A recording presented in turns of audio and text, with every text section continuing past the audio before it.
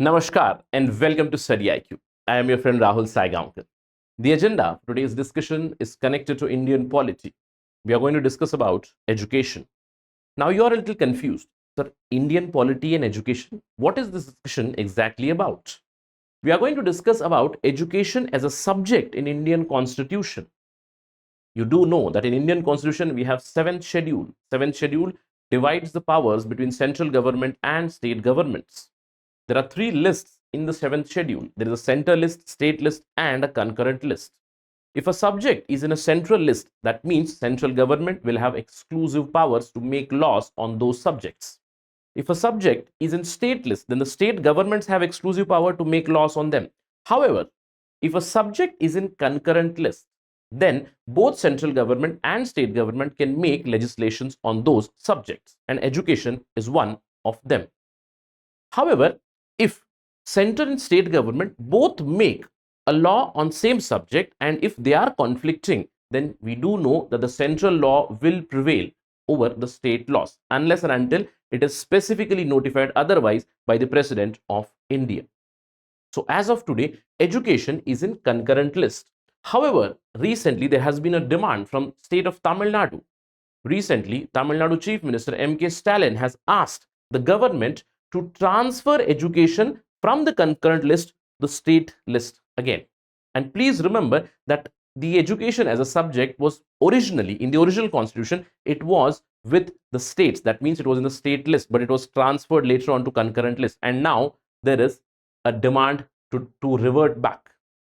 So in this discussion, we'll understand this entire issue. We'll first talk about education as a subject, how it has evolved, what were the powers of the government right from the times of British till the time we developed our constitution, and later on post-independent developments regarding education as a subject. And then eventually we'll ask a question: should education be transferred back from concurrent list to state list as demanded by Tamil Nadu? We'll also understand why Tamil Nadu is demanding these things. We'll also get to know about the other side, that is the side of the central government as well.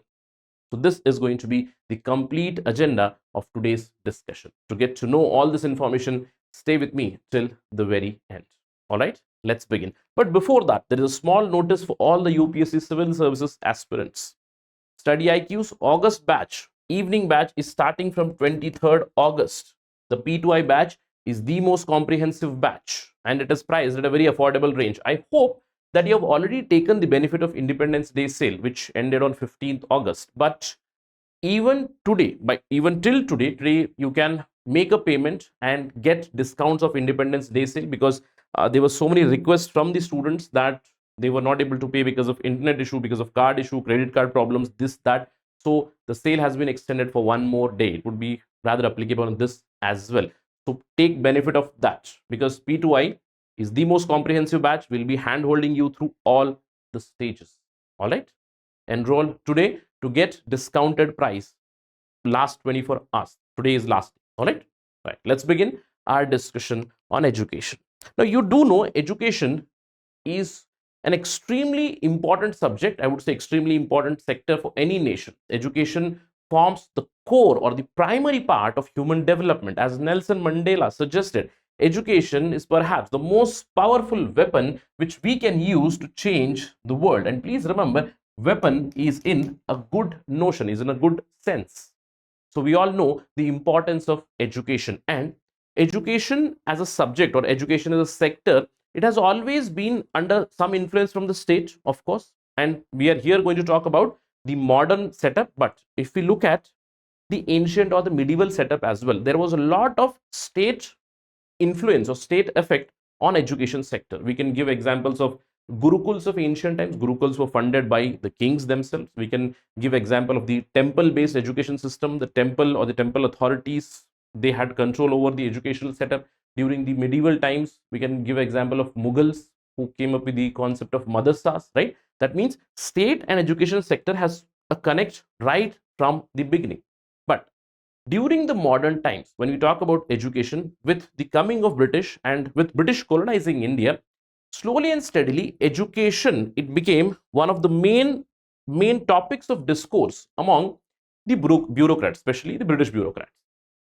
Now, we do know that modern education in India, it has gone a different journey, or I would say a seesaw journey. And please understand, why am I discussing this? Because we are going to get some idea from history also.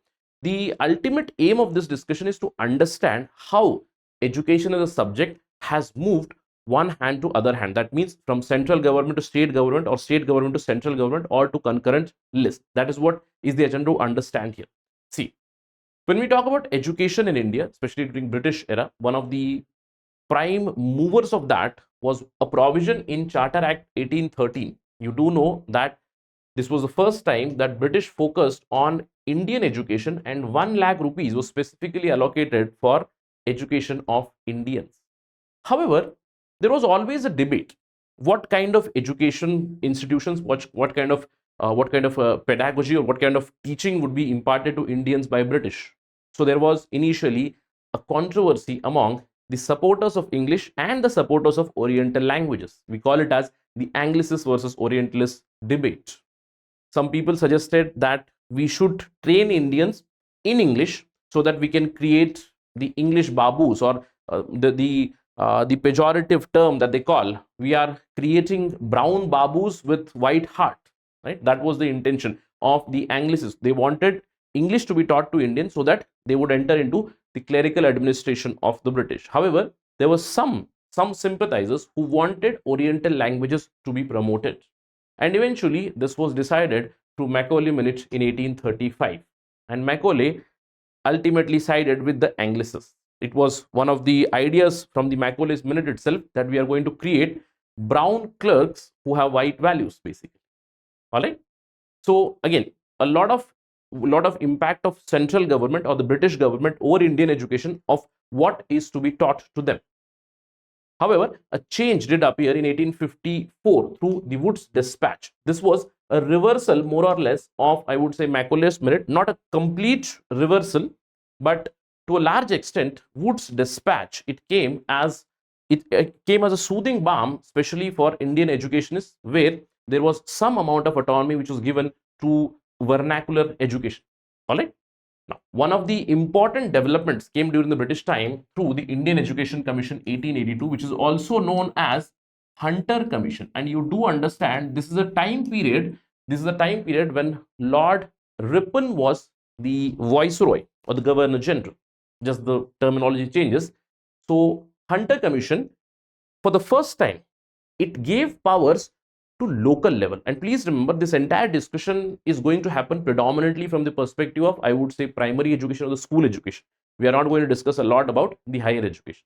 So Hunter Commission's one of the important ideas was to give powers of the primary education to local bodies, because during the times of Ripon, municipal administration, local administration was promoted more and more autonomy was being given to local administration. All right. However, things changed very soon. After Ripon, at the cusp of 20th century, we do know some of the bad policies of Lord Curzon came, which ultimately led to Swadeshi. We are not going into the historical discussion, but Curzon policies more or less reversed this idea. That means they took out more and more powers out of the hands of Indians. Again, although Curzon's policies were more focused towards universities, where the autonomy of Indian university was taken out. But what I'm trying to tell here is how the power or how the decision making has continuously shifted. Here, the English wanted to teach Indians the English language to create brown babus. Wood's Dispatch, it came as a soothing balm. Now, here Indians thought, okay, now we can promote our own education, but suddenly things changed. But later on, in 1921, we do know in 1919, the Montagu-Chelmsford reforms came. Through that, a system of diarchy was established. Now, diarchy means now division of power between, I would say, the central council and the ministers, or I would say between the central government and the provinces itself, to explain it in a very colloquial sense. Now, they created two kinds of subjects. One was reserved subjects. Now, reserved subjects were reserved with the Governor General's Council, and then there were some transferred subjects. Now, what happened during this rule of diarchy from 1921 to 1937, education, it became a transferred subject. Please remember this. Education was transferred. Now you must be thinking that this is a great news. That means now the Indian ministers, when it is a transferred subject, that means matters or decisions can be taken now by the ministers, and the Indian ministers can now reform Indian education system. That was the thought process. However, the most important subject connected to finance was reserved. That means any kind of activity, any decision which was connected to finance, again, education would be connected to finance, because to bring reforms, I need money. Money was under the control of British, although they transferred education as a transferred subject and transferred it to the ministers. And the same continued even through the Government of India Act 1935. Now, this act, it ultimately created provincial autonomy, meaning the subject of education now stood with the states. Please remember, education as a subject, it stood with the states or the provinces that were called. And you do know that the Indian Constitution itself is derived majoritarianly through the Government of India Act 1935, meaning in Indian Constitution, originally the education as a subject, it came to states. So we created our constitution, and in the constitution also, first of all, we gave the subject of education to states, and we brought some other provisions. We said that educating Indians is very important because the literacy level was very, very low. We wanted to promote our own vernacular education as well, education in mother tongue, etc. So we created different articles, we created different directives. Under Article 45, Constitution directs the state that it should endeavor to provide free education for children until they complete the age of 14. There are also some provisions for education of socially and educationally backward classes, especially in Article 15, Article 17, connected to untouchability, Article 46 as well. Apart from that, educational rights were also provided to minorities, religious minorities as well as linguistic minorities under Article 29. Language can be preserved, linguistic minorities and their rights have been recognized. Religious minority, their educational rights have been recognized in Article 29 and 30. So we brought different provisions in Indian Constitution itself connected to education. And things started to evolve. Now the power was with Indians, and Indians now wanted to bring some sort of clarity in this education sector. How would be the primary education, how would be the higher education? And for that, independent India, it came up with different committees, different commissions. Initially, in 1948 itself, whatever was planned during the constitution and its debates to implement that, Radhakrishnan Commission was set up in 1948, which mostly discussed about what kind of reforms can we bring in terms of the graduation education or the university based education. Later on, in 1952, Mudaliar Commission came up. However, the biggest breakthrough was received through the Kothari Commission of 1964. Now, since education was under the states, now the central government set up a Kothari Commission to give certain guidelines that this can be done. And it was Kothari Commission which ultimately set the framework of our education, I would say at least till 2019. One of the biggest recommendation of Kothari Commission was this, the idea of 10 plus 2 plus 3 education, meaning 10 years of schooling, 2 years of intermediate education and 3 years for your graduation. Kothari Commission also came up with the 3-language formula because it ultimately gave recommendation in 1966. The language issue was quite prevalent at that time. And later on, slowly and steadily, we brought our education policies. Again, central government brought the policy, but central government, with respect to, say, legislation, they did not have the power. You need to understand. Till 1976, they simply created certain policies and they nudged the state governments. I hope the entire journey from here to here is understood. What we established from this discussion in the last 5 to 6 minutes is that education as a subject during the British times, slowly and steadily from the central government, it came to the provinces. After independence also, it was with the provinces or it was with the states. However, things changed in 1976 because 42nd constitutional amendment was brought. Please remember, this year is very important. Why? Because this is the time period of emergency. Now, in this Constitutional Amendment Act, 5 subjects were transferred from the state list and they were put into concurrent list. That means earlier it was only the prerogative of the states, but now both central government and state government can make laws on these subjects, and if there is any conflict, the central law would prevail generally.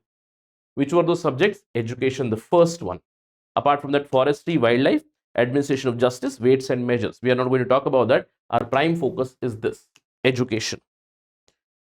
Now came some sort of dual administration, meaning the central government can also bring laws for promoting education. The state governments can bring their own laws, because ultimately it's the state government which is implementing. But slowly and steadily, the things started to converge and we came up with different ideas. Post 1976, there has been role of both center and state. Center came up with a new policy. The Rajiv Gandhi government came up with National Education Policy 1986, and later on there was a push for literacy for all in India. We talk about Sarva Shiksha Abhiyan, and one of the precursors of that started in 1992 as a program of action through district primary education program, which later on transformed into Sarva Shiksha Abhiyan. That means now central government is also going to allocate funds, it is also going to make laws, it is going to allocate funds, and state government will also allocate funds, and they would be implementing education based policies and the rules and regulations. So Sarva Shiksha Abhiyan came. Later on, in 86th Constitutional Amendment Act, we brought the revolutionary Article 21A, which brought right to education, and we gave it a fundamental right status.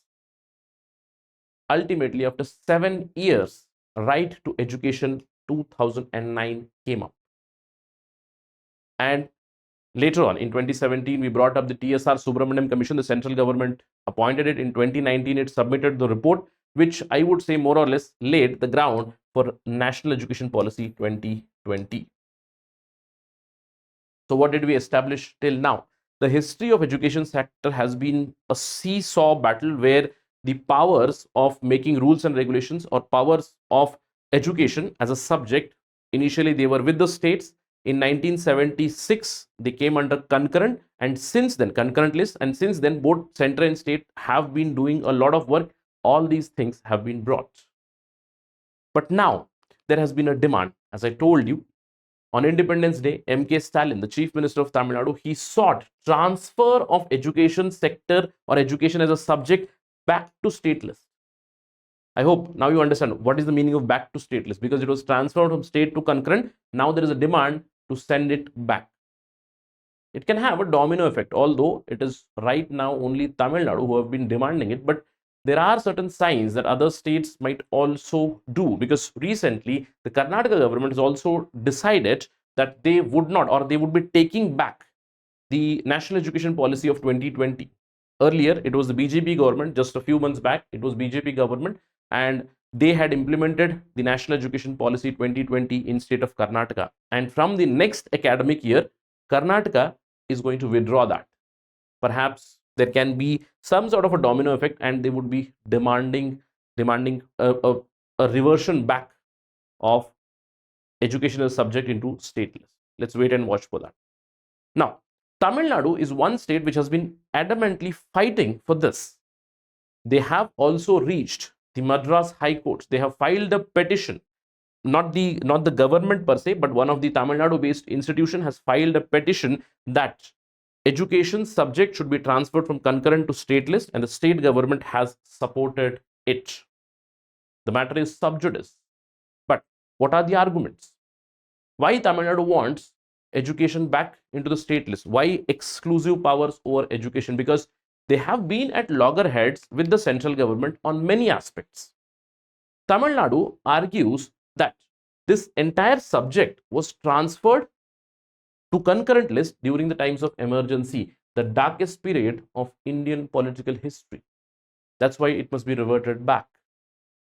They also argue that the NEET, National Eligibility Cum Entrance Test, which is there for your medical entrance for the UG, as well as there is also NEET PG. But when NEET was brought, it was brought through the central government. NTA is the agency which sets up this examination, and Tamil Nadu was one of the states which objected to NEET initially. over the NEET also. In fact, MK Stalin has suggested that once education is brought back into state list, we can withdraw or we can scrap NEET, at least for our state. Apart from that, they also highlight or they also allege that the central government, it powers over the states through the National Education Policy 2020. Many clauses, they give more powers to central government. Apart from that, one of the arguments from the Tamil Nadu government is this: the philosophy of one nation, one language, one religion, one policy, one educational policy, all these, they go against the Constitution of India. A moral kind of justification for that. Apart from that, they also suggest that education should be more and more inclusive, and only state governments, when they are given more powers with respect to education, they can provide education at the grassroots levels. That is the side of Tamil Nadu government, or I would say that is a side whoever is asking for education to be put into state list or revert back to state. But there is other side also. The central government, in the same case, as I told you, in the same case, central government was asked to file an affidavit regarding their thoughts on this, and the central government clearly suggested that the federal structure has in fact been strengthened more and more by bringing education in the concurrent list, because education is extremely important for human development, and both center and state must have a role with respect to education based activities. They give example that since 42nd Constitutional Amendment Act, please remember, that was also upheld. 44th Constitutional Amendment Act, it tried to reverse many of the decisions of the 42nd Constitutional Amendment Act. That was by the Morarji Desai government. 44th Constitutional Amendment Act, this was by the Indira Gandhi government during emergency, but they reversed most of the things. This was not reversed. They could have reversed, or they could have put education back into state list, but they did not do it.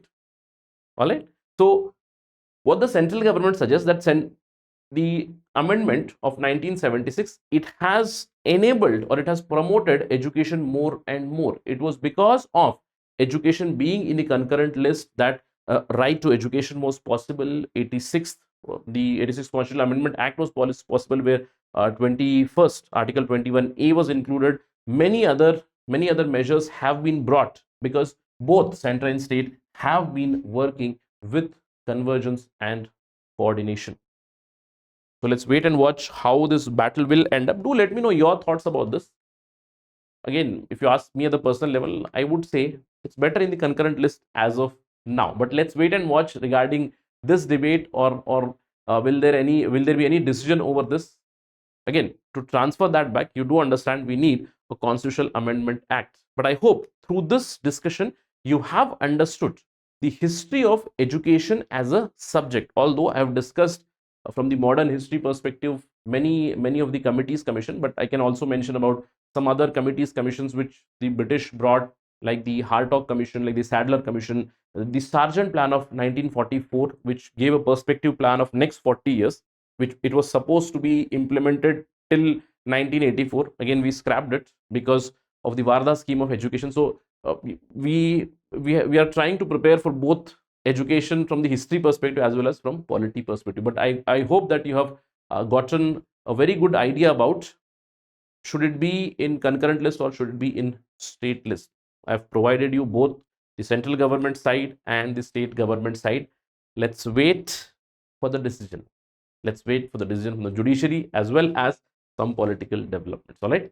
That is it right now in this particular discussion. Thank you for watching this video, and you do know that you can follow me on this particular ID. If you have any queries, any complaint, suggestion, feedback, whatever it is, if you have any questions about the courses, do reach out to me on this ID at IG. I do respond on Saturdays and Sundays. Thank you again. Jai Hind.